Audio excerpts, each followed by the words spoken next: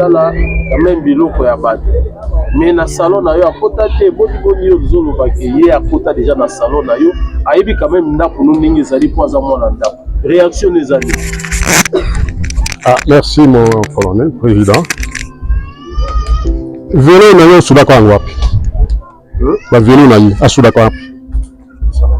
Yo pesa des réponses. Yo retourne au tribunal tege. Ok. Au tribunal a pesa aux réponses. Ok, monsieur le président. Au côté na yo que vélo oya ba vélo oya salisaka akene kusude ya ngwapi parce que dans un équipement nyonso complet wana. Prévenir. Ba vélo yo salisaka okenda kusude yango wapi? Papa on pas autour. Dango na venu pour expliquer je pas. Ah au Soudan na noté. Ah, j'espère à la radio. On a dit réponse là. Ajuster Razal raté. Est-ce qu'il y a ajuster Razal? Là na ya kana ba ajuster dans un équipement la construction. Bonjour, bonsoir. C'est votre servante Nana Dorsaïta Sanda. Naibsa bino na sala musala po bino bomona ndenge nini mboka na biso ezotambola. Loi ya mboka na biso eza ko fonctionner ndenge nini. Balobi ke likolo ezalaka nzambe na se sur l'état. Tosalaki descente ya bandeko na biso ya mibali oyo bozomona liboso bakotaki na ndako ya bakotaki eza awa commune ya Limete précisément na quartier Ndanu. Alors que na Dorsey TV tolakisa bino ndenge nini bakotaki ba criminel bakotaki kati na mama baviolaki pe bandeko basi. Alors ba criminel nango lelo tosali descente mpona ko confirmer sur réellement bango nde bakotaki na kati ya ndako awa basalaki ba dégâts au bomonaki sur internet. Alors bozalaka toujours connecté na www.dorsey TV. Donc nde nosolo na bino boye procès na biso ebandi déjà. Je vous aime trop. Merci. Octobre 2025 au croisement des avenues anciens combattants et Fezo, quartier Ndanu, dans la commune de Limete. Affaire en constellation 1, RP numéro 1284-025, RMP numéro 7957 KPT PNC 023. En cause, l'auditeur militaire des garnisons ministère public et partie civile, Omasombo Mundeke et Seigne Thérèse, contre les prévenus. AP de deuxième classe, Owanjo Chomba, Ishaku Simba John, Lukala Mboyo Gloire, Kenge Luba Jansi, Kapinga Kamba Steve, Matekita Moussa Boniface, Kangedila Ndoy Josi, Henri Mwanga Olin, Moka Mwamba David, tous poursuivis pour tentative de meurtre, terrorisme, abandon de poste, violation de consignes, dissipation du ministère de guerre, fait à Kinshasa le 28 octobre 2025, Ipon Moupaï Maker, capitaine, greffier du siège. Le tribunal appelle les avocats pour accuser comparution.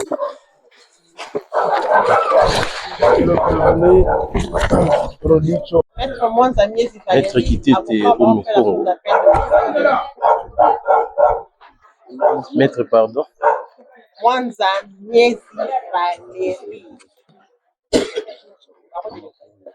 Maître Mwanza Miezi Valérie, baron de Monterre.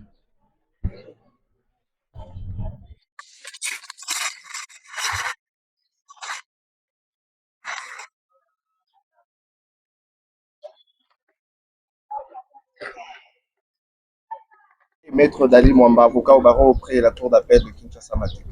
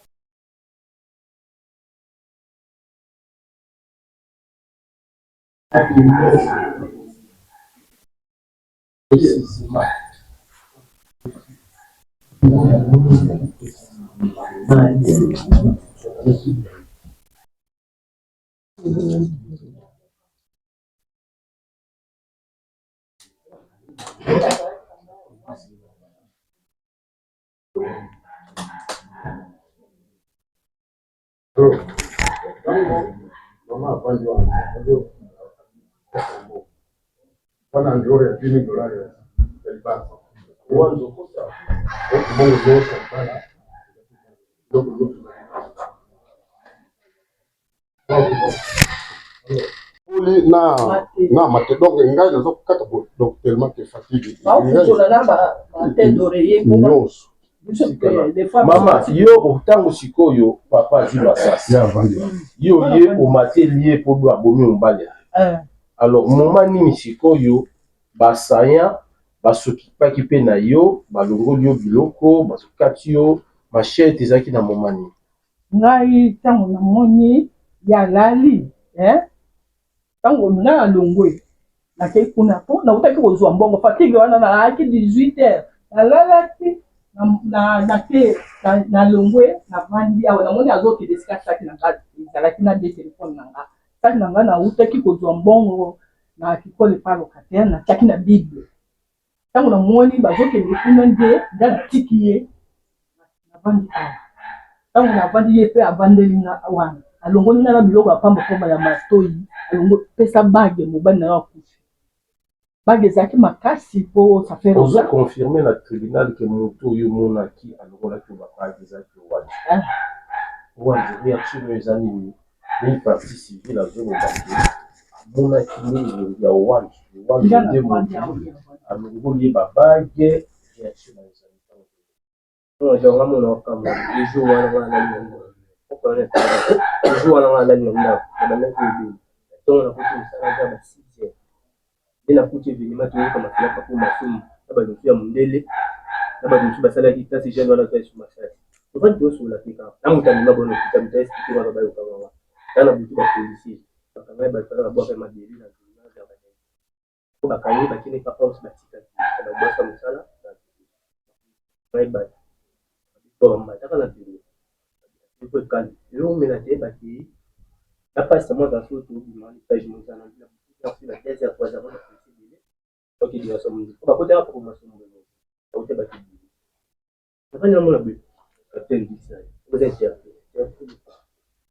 te obutu ni tunika réaction na yo ndenge papa masombo mama alobi ke yo moto fandaki semene longoli babaki réaction na yo eza nini ntango yo azosite yo réaction donc on est abune mama zawana na papa bomona fait kozana na sala événement na butu mama mona mwana ni ya butu na bomashika mama na ta mama mona na butu na tongo bomona fait kozala mama ya kosomba biloko wana na sala événement na butu na longoli yo nini na tongo la vandi yo kanga ngai ele ba dintu ba problème on est maman là excusez-moi mon colonel nakanisi ntango na yeso kene ntango nazobima na tongo mbayo avandi wana d'après masolo na ye koyoka ye azalaki kuna na ville donc baza kosala échange ye alongwe kuna ayawa mbayo alongwe kuna na ban akei kuna donc toute la journée bayebisaki samedi mobimba wana baza kosurveiller mouvement na ville.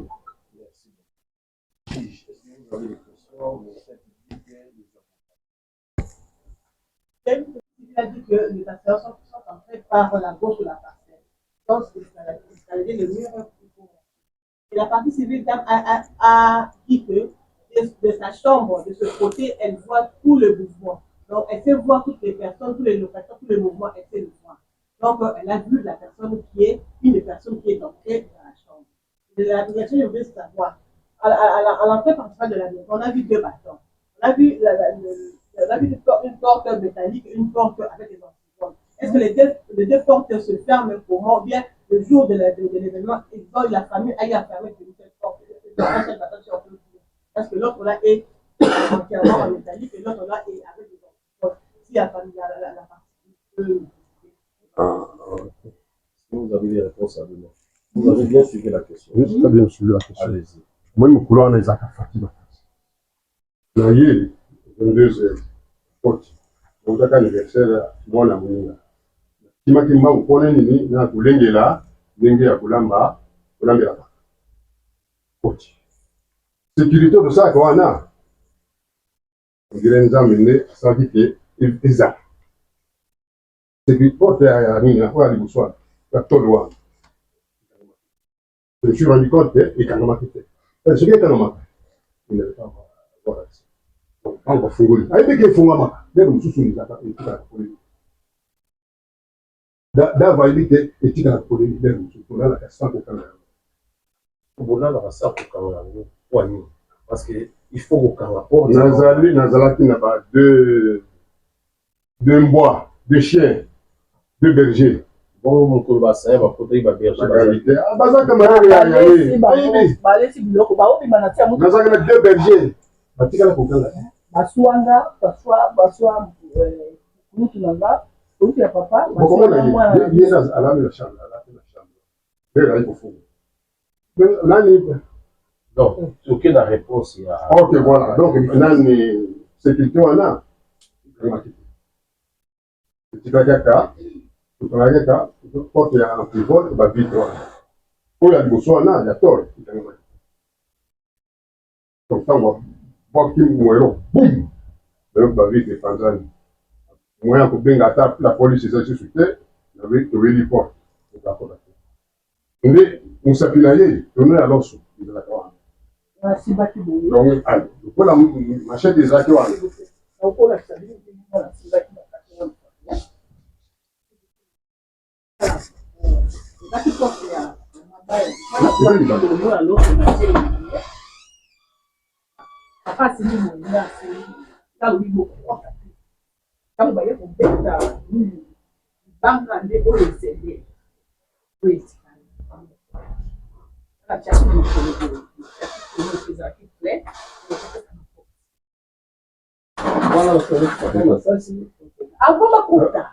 c'est-à-dire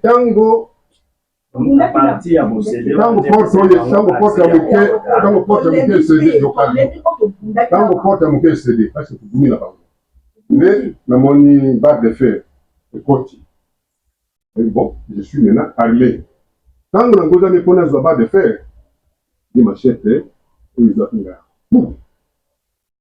signaka barre de fer wana na bapeti masasi wana babeti masasi te je suis armé déjà boyeba porte eza te na barre de fer na bango bamoni ke résistance eza tozokosana toujours parce que tobundaki beta masasi c'est dans ce moment-là que une solution à ce qu'on besoin ezela na masasi sikoyo ntango makambo nyonso ezosalama bazowela porte eza masasi na bachambre mibale banani bazalaki ok chambre oyo ya liboso ma belle mère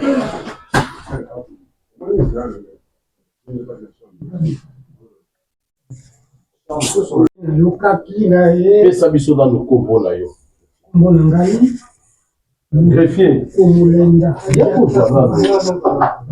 zela papa lutuku mulenda ozali epa ya papa o masomo oza nani ngai oyo azali leki na ngai na kanisi ya misato na libongo ya mama mokolo evenema esalamaki ozalaki mokolo evenema esalamaki yo répondre kaka na baquestion ntango ngai naye kosotuka mpo nga natongaka na butu ntango nayoki beti basasi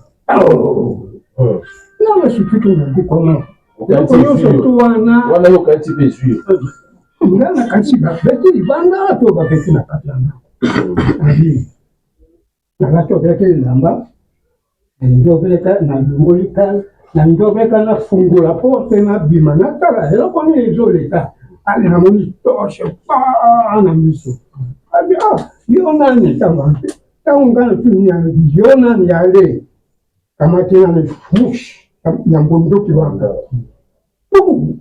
abeti ngai elongi nayoka nzambe na ngai nakeikutu nabeni deja moto akenda kovira ye moko akamati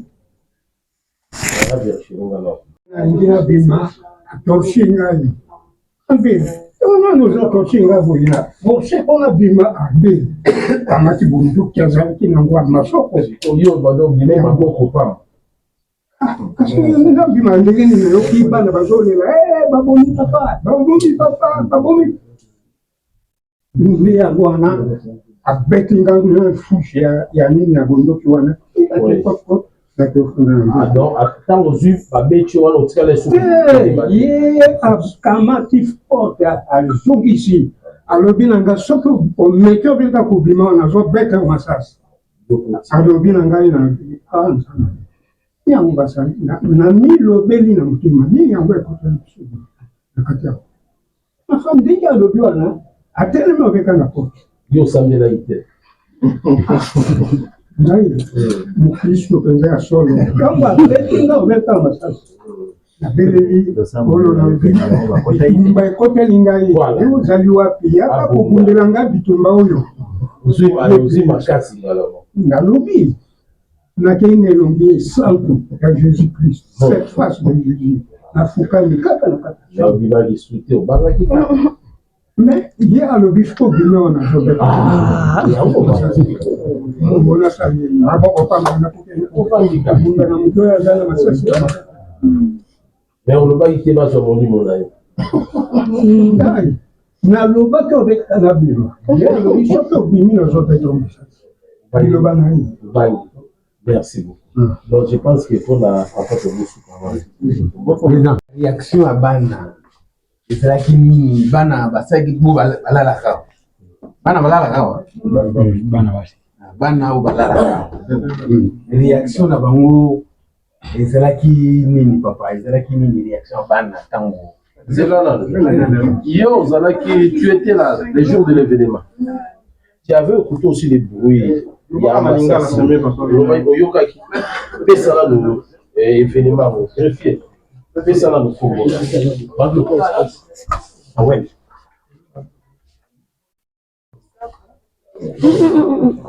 kore ezali lelo ekende te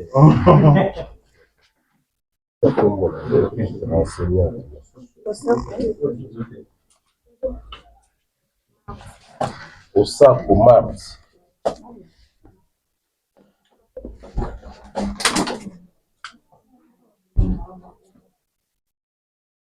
yo oza nani pa ya papa waso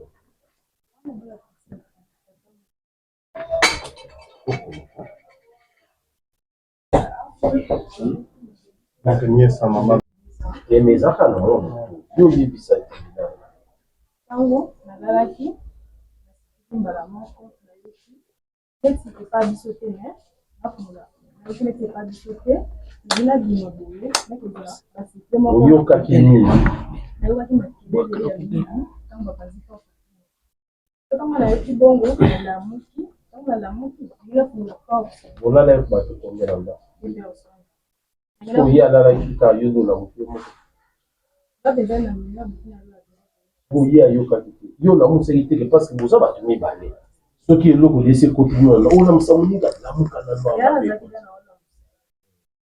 ntango nalamuki bongo nangi nafungola force ya nanga mwasi alobi te kobima te ezepa biso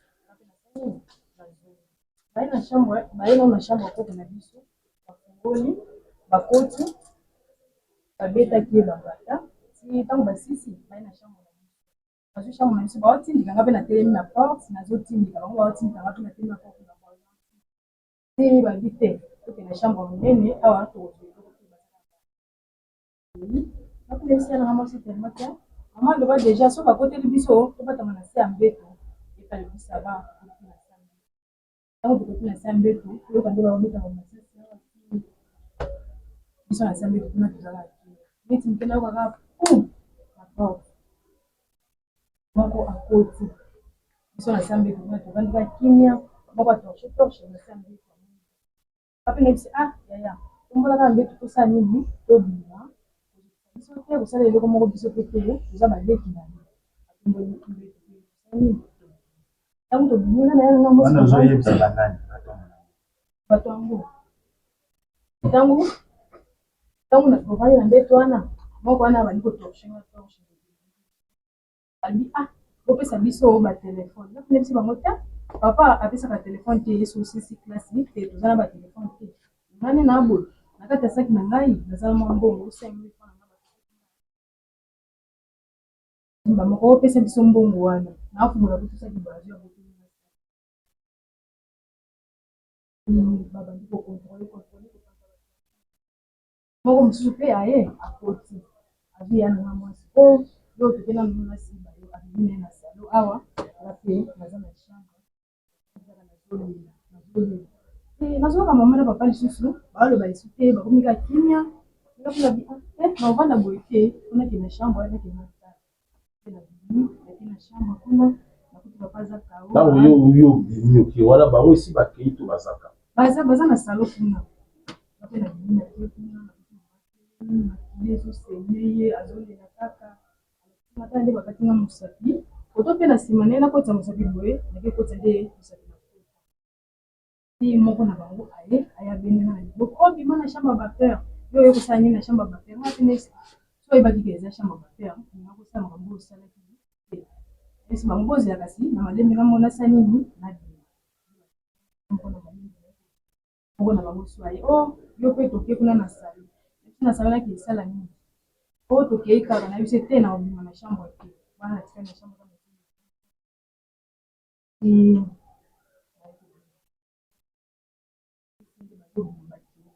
après na bimi na fumula porte boneke botala na mundu bango sur la porte kuna bazobenga nde bazona na chambre po moto oyo oyo bakendaki na ye kuna yo okutaki na etali ye moto yango bakendaki na ye me po ye moko akomoya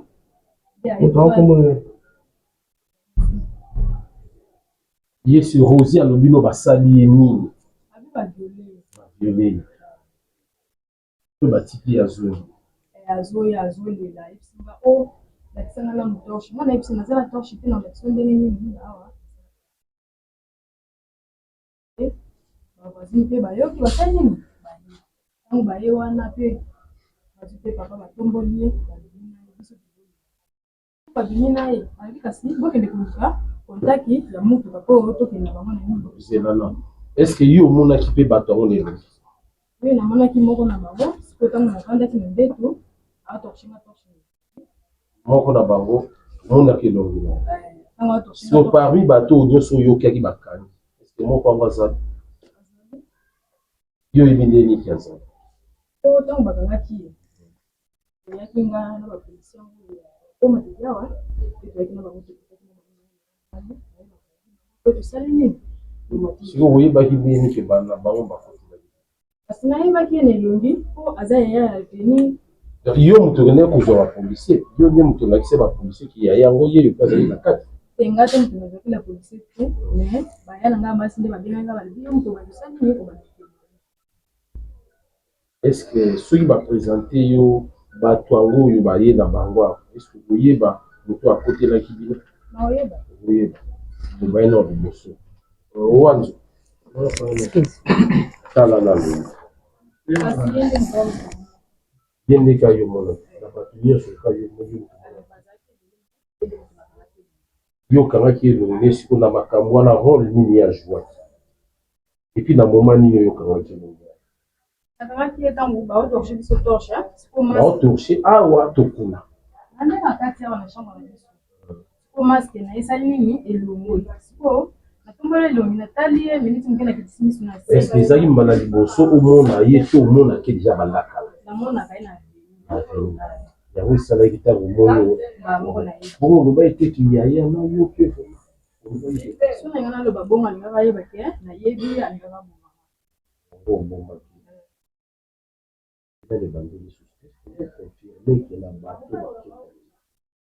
parce que faut toloba boso est ce que ye nde omonaki ye ndenge namonaki nakokosela ye te prévenu réaction na lisusu ezali parce que combien bato mibale kuna mama alobi yo awa mpe jeune fille alobi parmi bato bakotela bango oyo ayebi ezalaki yo po otosheki bango na chambre yo olobi nini okolanda mambo oyo bana eza lopita tala na temps oyo evenema na balobi kipasa nayo tokóma presque na bandeko na bana penia evenema anisama na butu na ntango nakimi te nakoti mosala nazali bayokanga tolobi te ke yo moto osalaki me ezalaka nango te oyebi balobaka nini criminele abalukaka na esika oyo masolo esalaka Parce que tolobi te toza banzambe te. Mais babiloko wana mingi bongo na place babomaki mutu a participé pe bongo na mo pas ya pas autre na biso. Mais or na suka tango musu ata après ba mais oui y pas yaki izala kana. Donc ezali kambo sika. Mais le tribunal lobi te que yo parce que toza ko vérifier. Il y a autre ba réaction na yo par rapport à maloba oyo bango bazoloba. Mais yango tozo tunaka réaction na yo ezani. So que c'est le puta ils ont droit à aller. Ce qui faisait solo, ils ont droit à aller. Hein? Est-ce qu'il y a des questions encore? Oui, Michel. Oui, tu veux dire, moni a venu au début de la ligne. Il a dit que la ligne, où il a mis la formation. Quand on a suivi mon criminel, la coïncidence sur la police est à cause de la ligne. Non, Michel, la coïncidence sur la cause de la ligne. Coïncidence soit les dans le sens de. Comment kaka mukolo oyo yo lali na musala te ne mukolo pe événement ça si bon événement peut bazo citer yo coïncidence ou tanana question à ministère public ya moi capitaine na tango na wala ko musala ba lobi la police quand même ba tina colonel quand même ba wana ba mona ke ba police za la bana na pale na dit moi ka question événement salemi na butu. Oh, butu wana jona mumba na butu wana osala di musala. Ça dit quel poste. Même jour, c'est la même nuit là, oh, événement et ça ligne. En d'autres termes, est-ce que Isaac et Loko Moko ont préparé parce que on dit que non, nous pas mon colo na musala ke les amis colo tous en élection. Est-ce que cause à la bonne côté jamais mon gouvernement tu vas ça. Je réitère ma demande de l'autre fois. Vous avez suivi la renseignement qui venait de dire. Donc, avant d'atteindre leur chambre, il y a eu quand même leur examen qui a été bastonné. Je réitère la demande de l'autre fois.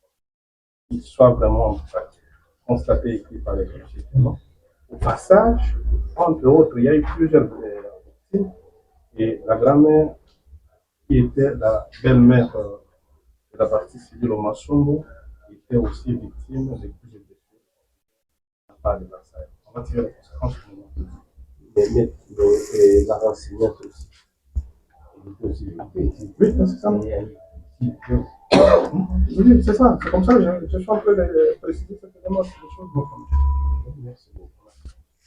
Défense, est-ce que vous avez des questions? J'ai des questions, mais c'est par rapport. Oui, on va rester. Il n'y a pas de question. Dans la chambre de précision.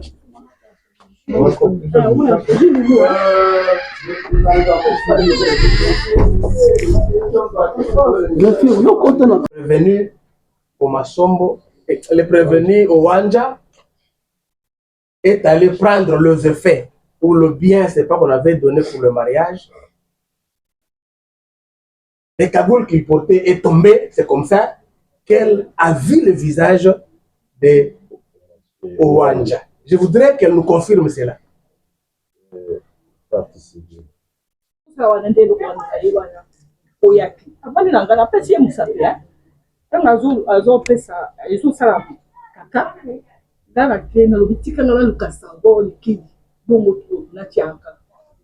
Abandi pesa biloko pesa chenette o la takana musala wana ngana na salaka eza sira ba voyer bilinga na taka basenyete wana na taka ba pesa ta biloko na sali boyi alongo lingai e kongola ba bazwi biloko nyinso ngana yaki na biloko na biloko nyonso awa na tie pasaki awa na lembaki na tie saki nyonso awa na ngula ka tele na lalika ngamu tunalaki na batu 19h.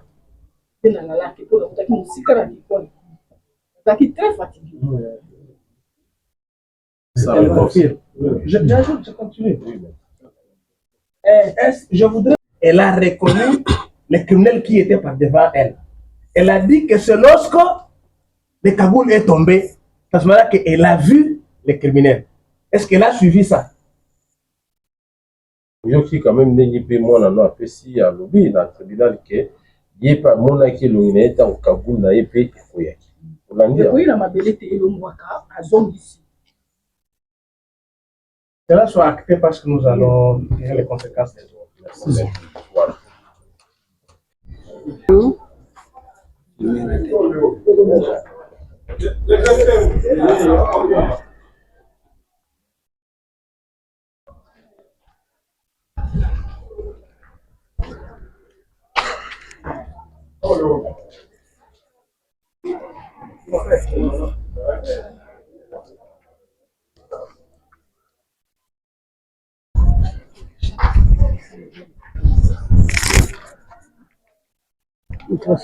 Excuse. Hello. Hello.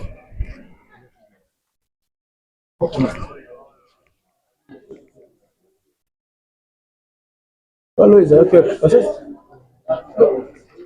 palo ezalaki atonga solo nini oh nyonso nani ezalaki nazongi maza ezalaki awa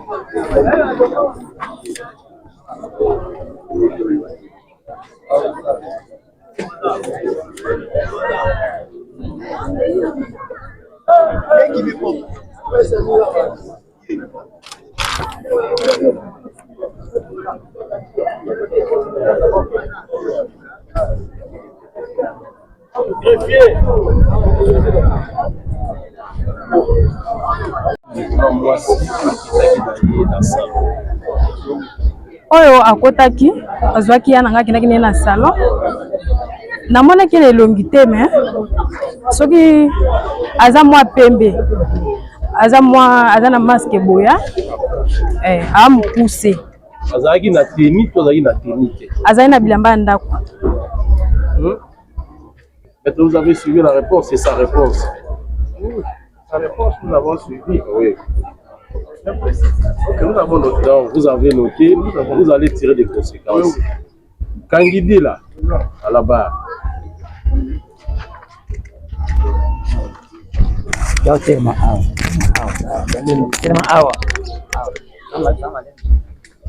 Monsieur.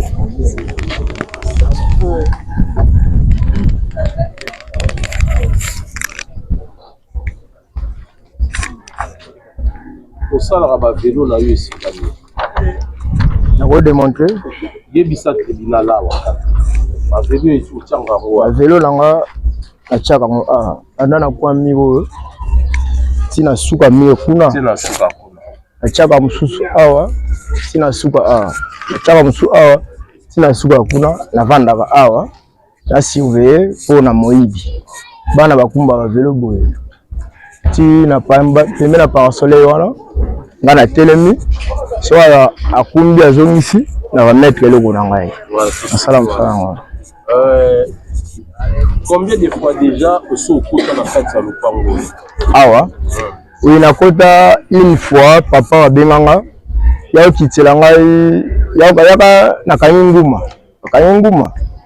bon na compagnie terme te abengana jeune moko azali babenga ye dodo tokoti epai na ye afongi capotage ya motuka okitela ngai ezali nde saki ya makala okiteli saki ya makala tokitisi yango epai na ye nde tobimi jour mosusu abenganga lisusu naye asombi bakiti donc okiteli bakiti wani komi déjà deux fois parce que lobaki oyuti tribunal lisu mbala moko mais ce que tu komi na deux fois oui voilà deuxième fois on a kota nini kiteli bakiti azwi bakiti mosusu oyo azali nango amatite mwatosu na motuka ekei et troisième fois est-ce que vous reconnaissez que mokolo mosusu mpe bofotelaka ya bacongélateur Et non, nga tika côté congélateur. Na biso kiti kaka na makala. À part kokotisa kiti na kokitisa makala. Ezaka ta événement mon côté fait toni ni okota na kati ya lopango. Oui. L'information. La vanda qui a na musala nanga. Non, tribunal de tuni. Oui. À part mibale olobi na biso est-ce que eza na événement moko te salama pe na kati ya lopango manifestation yo pokota pe na lopango yango na expliquer na manifestation wana non tribunal nge toke na mokuse est-ce que okota te na cadre de manifestation oui na sens ni na la expliquer mais c'est le juge non tribunal nge banano ba détail te et okota te bon bazali na manifestation bavandisaki nga comme gardien natalaka mituka oyo ezalaki na balabala na vandaki awa troisième fois oui troisième fois mpona ebandela yo lobaki okotaka mbala moko bon wana troisième fois trois fois déjà eza déjà bien oui mais quand même okota na lopango oyebi mpe quand même lopango kokota na sens ke kitelanga makala na kokitele bakiti na ndenge babenganga natalela bango mituka oyo eyaki bazali na feti awa mituka etandamaki natalela bango mpona dérangement mais bakiti bokotaka na salon te na salon te libanda bakiti tokitisi bakiti ezali na kati ya motuka na salon na bango te na okeluka nini okende oluka eloko oyo oyebi te natika kokota na salon na bango te mpo kuna naza na mi te naza camarade moko te oyo akekota kuna na relation tribunal ke okende koluka nini ntango ela malembe prévenir yo ozotuna tribunal ke okoluka nini ntango yo ndimaka baoffre po ntango yo bandembo okende okota okoki mpe koboya na yo te na komemiso saki ya makala te okendaki kuna apres otuna o nakende oluka nini ntango okengelaki bamituka nakende oluka nini te mais c'est le juge ntango oke lisusu mpona kokitisa bakiti nakende oluka nini mais ozomona te ke yo moko ozobima bolole parce que yo moko moto ozondima kokota mpo okoki koboya na yo yo moko moto okotaki tribunal etuni kaka motuna nano okota na kati ya salon na bango te nano akota na salon te bongo bakiti bokitisaka wapi bakiti eye na motuka tokitisi yango na se boye na se mutu ekoti awa tokitisi mbe na se wana bango moko oyo nga nakitisi kaka na bimi parce que esala nanga soki otikita moko baoyiba nde na bimi bongo monsieur le juge merci partie civile au maso vraiment yo oyebisi tribunal obi ke Kangidila yebi ndako na yo bien olobi esa kota kuna akotelo ba congélateur mais Kangidila obi apesi tribunal explication akoti 3 fois mbala liboso ya kokende kokitisa saki ya makala ya mibale kokitisa basunga bino mpona kotala kame biloko ya bato mais na salon na yo akota te boni yo ozolobaki ye akota déjà na salon na yo ayebi quand même ndako no ndenge ezali mpo aza mwana ndako réaction ezali merci mon colonel président velo na yo osudaka yango wapi bavelo na ye asudaka wapi yo pesa nde réponse yo retourne na tribunal teke ok tribunal apesa o réponse ok monsieur président okotuna ye ke velo oyo ye oyo bavelo oyo asalisaka akende kosude yango wapi parce que naza na équipement nyonso complet wana prévenir bavelo oyo yo osalisaka okenda kosude yango wapi papango pa auto sudango na veni mvwako sike ezupani awa osuda nanu te ajuster azalaka te olandi réponse na ye ajuster azalaka te awa est ce que awa ajuster azalaka nga nayaka na baajuster naza na équipement ya construction nyonso soki omoni modi porte wana basalaka misala awa non yoka motuna nabengisaka ajuster est ce que eza na mokolo oyo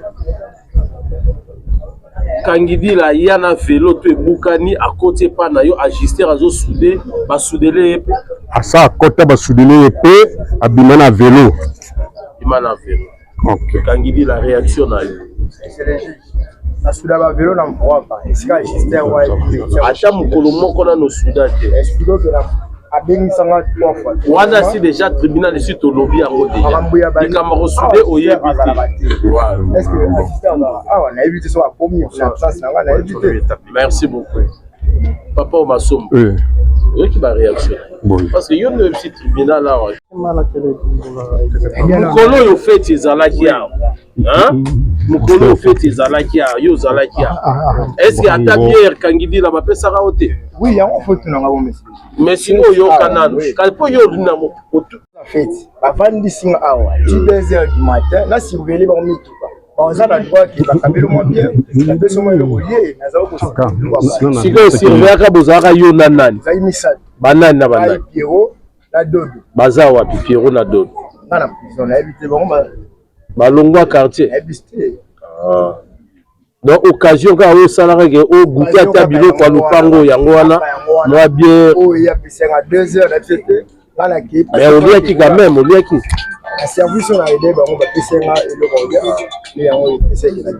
Papa masombo binini parce que c'est que tribunal que assez aza mwana ndako isalia na ndako mais prévenir lobi alia na ndako te aliaka nde na occasion ya fête za rappel libanda yo lobi mais te soka aliaka excusez-moi colonel mais te soka azana droit pour la vérité to kuongana son droit les droit na ye yo loba pesa tribunal ba preuve ozo laksa que effectivement soka kosi talabo bango tango les pour surveiller arriver ya belle famille.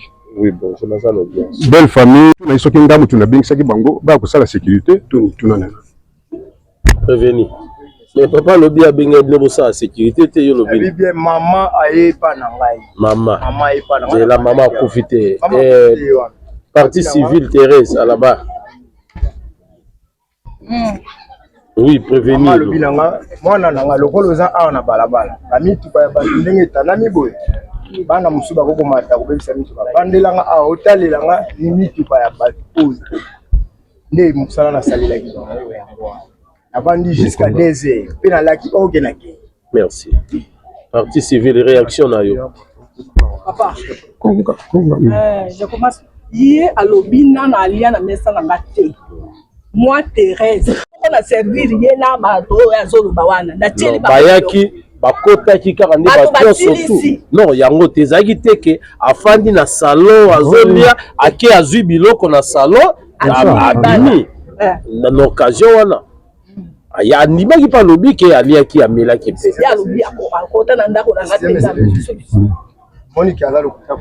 prévenir. Monsieur le Président, nous sommes en train de compléter la réponse. Attendez. Non, mais nous sommes en train de...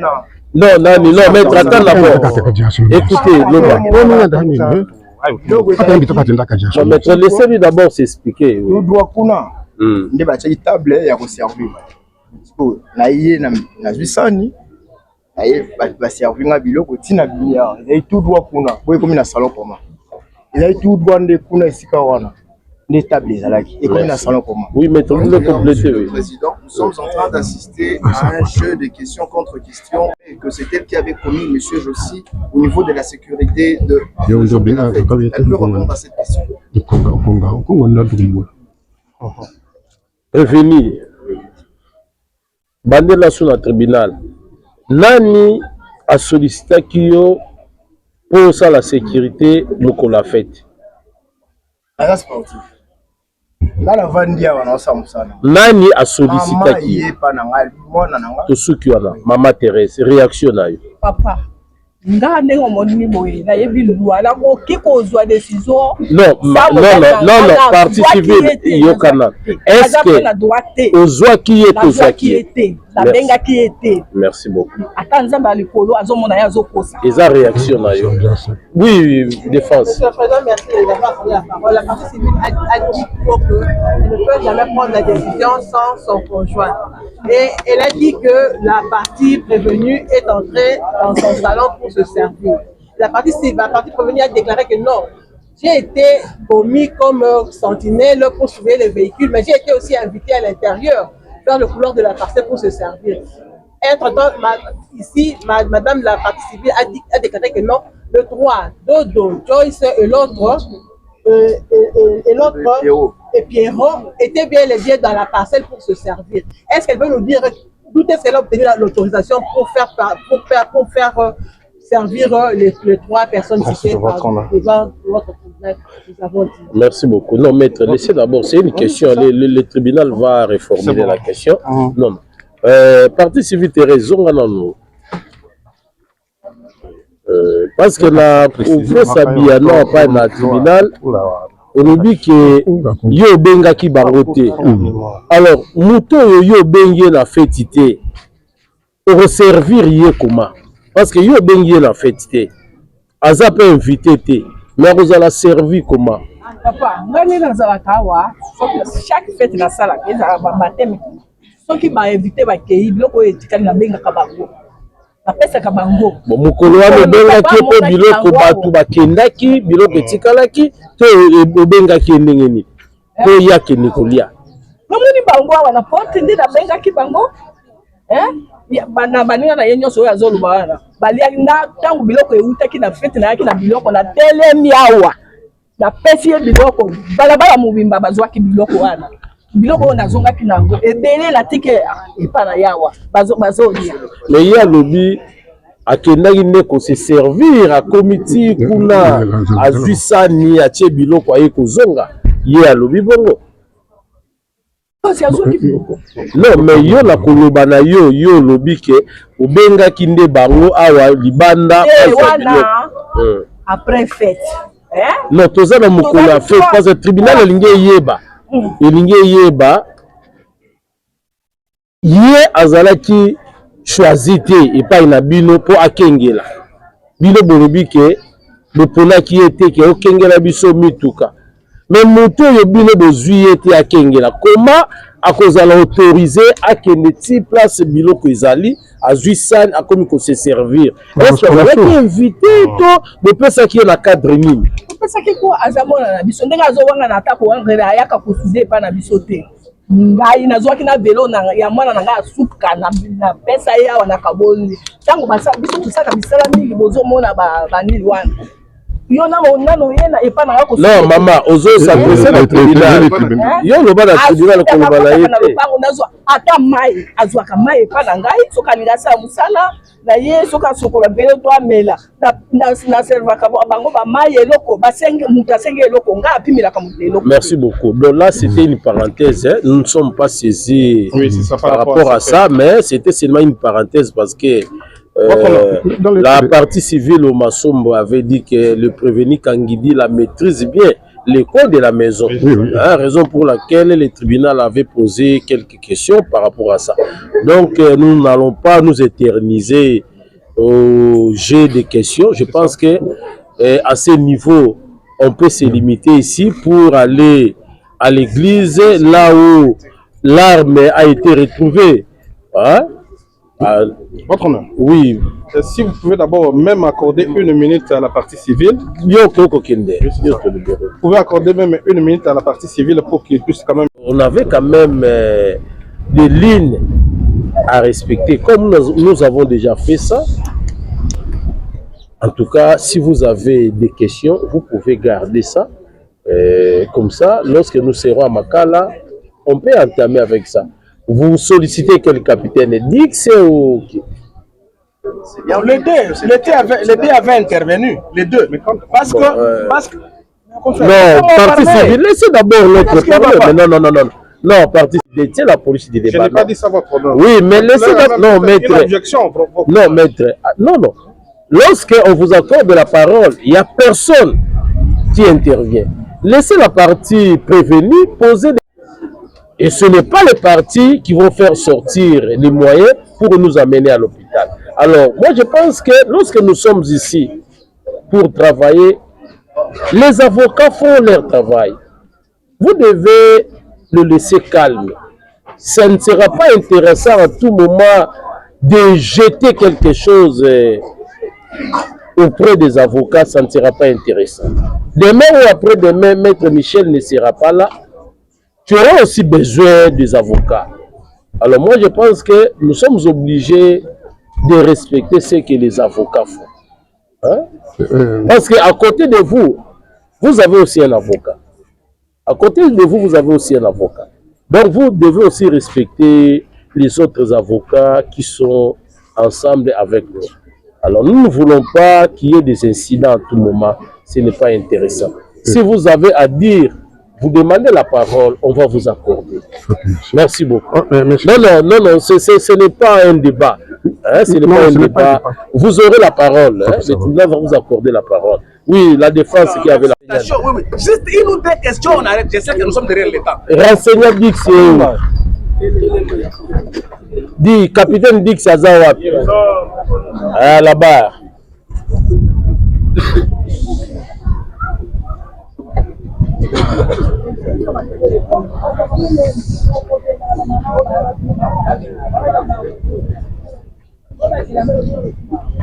Oui, merci. De quoi faites-vous?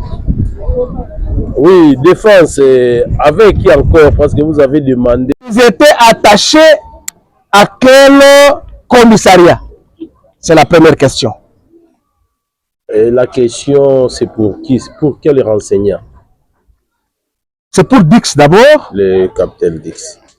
Oui, commissaire Dix, vous avez suivi la question. Oui, l'avocat voulait savoir les jours de l'arrestation de M. Owan. Vous étiez des services? Bien sûr, mon collègue. Commandant la police, commandant commissariat, chaque jour à ça. Maître, vous avez écouté la réponse. Il était des services. Lui, il était des services. De quel commissariat? C'est ça que nous voulons. Kingaboua 2, commissariat Kingaboua 2. À l'époque. À l'époque, commandant Siate Kingaboua 2. Oui. Et la deuxième question. Oui, allez-y, maître. Pouvez-il nous dire quel est le mobile ou quelle est la motivation qui lui a poussé à l'époque d'aller arrêter Owanjo ce dimanche-là? Qui lui a informé que voilà, Owanjo, à son poste, il a commis un crime? Oui, renseignant Dix. En d'autres termes, est-ce que Oyamba qui plainte à charge il y a Owanza ou bien Zalagi Nengeni? Ok, Oyamba qui n'a le qui très bien, c'est Ozagi n'a pas pris. Aussi ici patrouille, n'a le qui vers 4h35. Événement le Kina. Le matin à 6h, Nayambi famille Owanza. La famille Omasombo, il y avait la fille Rose, habité sur comment Rose, l'une de la famille de papa, la maman, na autre, bana mswa mibali, ayaki pala. On a ça la plainte, d'abord, malobaki contre les inconnus, mais moi, na bango, moi si, à reconnaître Elongi ya Mutu, Moko. C'est un policier, Azanandanu na détachement. Voilà.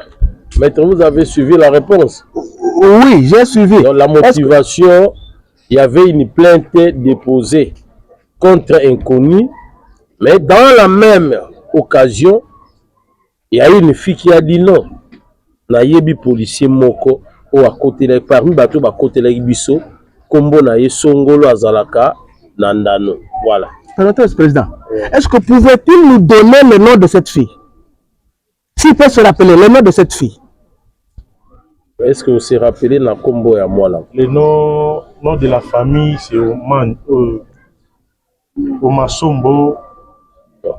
Maître, je pense que le tribunal... Attends, le tribunal peut vous rappeler. Hein? Je pense que nous étions dans la maison. Nous avons auditionné une renseignante. Et la renseignante a donné la version de fait. Elle a dit ceci. Et elle avait vu le prévenu Owanjo. Vous avez écouté. Il y a une fille, la renseignante. Oui. Qui a confirmé avoir vu. Oui. Alors, donc, c'est parmi les membres de la famille. Ou encore, on peut demander à cette dame de revenir si c'était elle qui était partie ensemble avec... Non, non, moi je pense que c'est...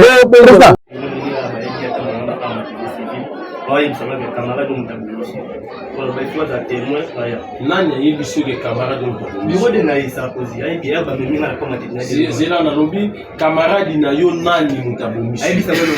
Camarade na yo mutabomishi on a combattu un problème. Donc surtout les camarades non ta mission. Donc suppose que c'est les camarades ont bossé là qui n'est pas cool. Yango ya teki yo. Yango na le baki dans le bureau de naïe. On a ça aussi. À moi la quartier A. Allez mon ton bien naïe. On va débattre bien pour aller la camarade moi. Et ça m'a bon. Camarade on a bossé. On va dire que tu es sport le bureau moi. Comment des mabou. Dans la famille on m'a sombre. On nous fait ça bon bouti. Connaître on a une bonne connaître. Tu bien avant quand tu je suis qui dans le droit.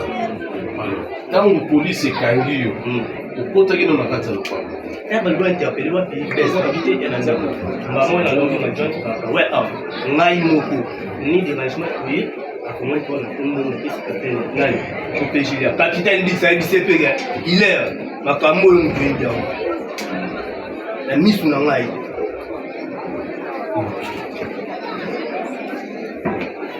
tant ba fongoli yo lobi yo mutu na tombola kini yo parce que Taliban a bayi amuzana bese na bino bese za mata malamoka tindi oyo azako atire na kuzo yende mbango ki nozela nga bese na ni donc to tourner total mutu moka signaler biso ce qu'il y a quelque chose te okoki le tetika là o tient non peni le teni mo les messieurs to bengi scan nde to ekokota siko na ye kati on a spécifié du là il est à son arme n'est pas bini c'est juste de placer de l'autre côté là place ngai na ye na ba policier et ma n'est pas bini na arme ba bani pour ça là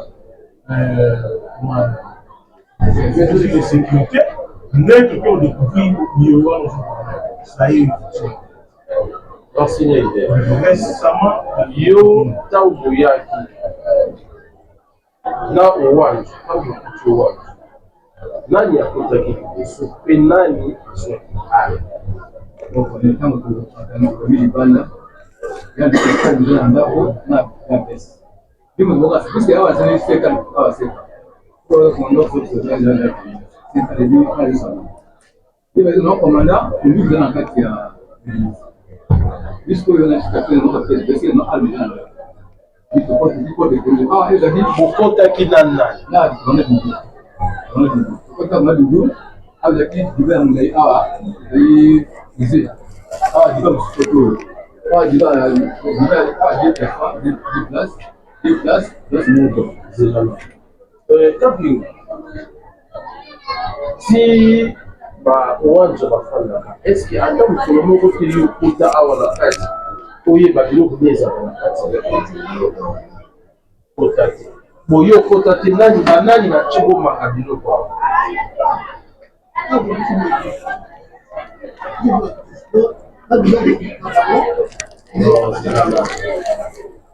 bakiti oyo bazolo eutawa zalaki donc ils ont qui dit je vais nous tout la tribunal là ils écartent ils font que ça non ba diva ana kati ya ikadi moko ou peut cha ana kati mais yo lobi moko kapinga lobi za kami balé non mais kombo na woni yo yebisi tribunal ni kapinga ezaki combien de diva ana kati tosuki wana uwanja ye alobi te diva yo lobi ezalaka diva moko to ndimana entre yo na ye na alobi mosu yango tribunal etuni motu na bomi entre yo na kapinga nani alobi bosolo question eza simple po kapinga alobi awa ezalaka badiva ndimela yo merci beaucoup monsieur le greffier vous avez noté voilà donc tondimela yo ezalaki adiva moko donc kapinga akosi barenseigné mpe bakosi merci beaucoup à part par responsable église baza wana pasteur ayana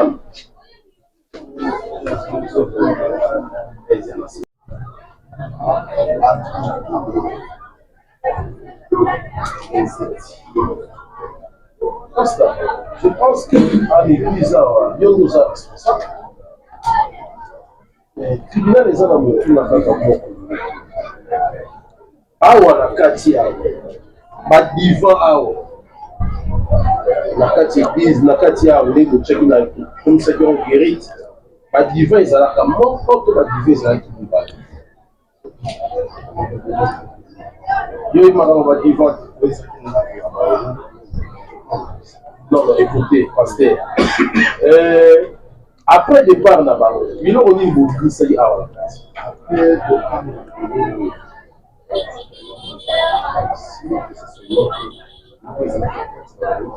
neti biloko qui peut nous aider c'est mon frère il est là wana yo sokomi le kisa ou oza oza na paroisse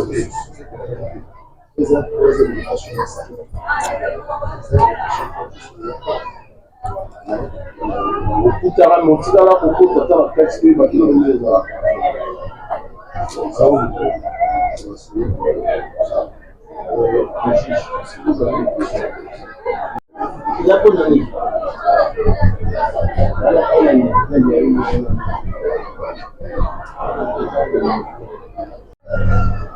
le président légal de l'église a fait une demande dans la police a dit yo na mungu oza na yango ligne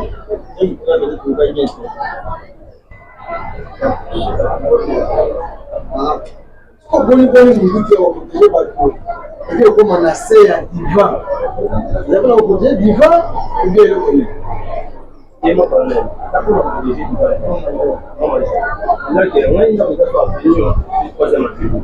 Là, on a bien mis dans le capitaine, superviseur, un pour mettre la chemise là, et tout avant de ramener. Si on a fait 15 jours, on va monter deuxième fois. Qu'est-ce qu'on a dérange? Flagrance. Conformément aux dispositions, conformément aux articles 1er et 2e de l'ordonnance loi 78-001 relative à la répression des infractions flagrantes. Au terme de l'article 1er de la dite ordonnance, toute personne arrêtée à la suite d'une infraction intentionnelle, flagrante ou réputée telle sera aussitôt déférée au parquet et traduite sur le champ à l'audience du tribunal. S'il n'est point tenu d'audience, le tribunal siégera spécialement le jour même ou au plus tard le lendemain. Article 2e est qualifié d'infraction flagrante toute infraction qui se commet actuellement ou qui vient de se commettre. L'infraction est réputée flagrante lorsqu'une personne est poursuivie par la clameur publique ou lorsqu'elle est trouvée porteuse d'effets, d'armes, d'instruments ou papiers faisant présumer qu'elle est auteur ou complice pourvu que ce soit dans un temps voisin de l'infraction. Monsieur le Président, distingué juge, à l'occasion de cette audience, nous vous présentons 4 prévenus. Il s'agit de M. Kabwasa Pingajansi, de M. Mouteboaï Lungasami, Kalala Kabasele Lao et Chibangu Munjai Chichi.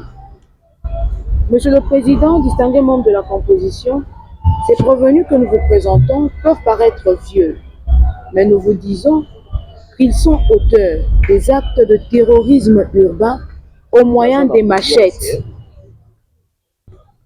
et ce, dans la grande désolation de la population de Limete, spécialement ceux du quartier Mombele. Monsieur le Président, distingué juge, lorsque vous nous accorderez à nouveau la parole pour vous présenter les faits pour lesquels ces derniers sont poursuivis, nous entrerons en long et en large pour vous dire qui a fait quoi, comment et quand. Merci beaucoup, Madame Melo. Le tribunal constate que les 4 prévenus ne sont pas assistés. Alors, on ne saura pas d'évoluer avec eux au moment où ils ne sont pas assistés parce qu'ils sont poursuivis pour terrorisme. Alors, raison pour laquelle le tribunal estime que cette cause soit renvoyée en attendant qu'on puisse permettre aux prévenus d'avoir des avocats pour que les combats soient égaux.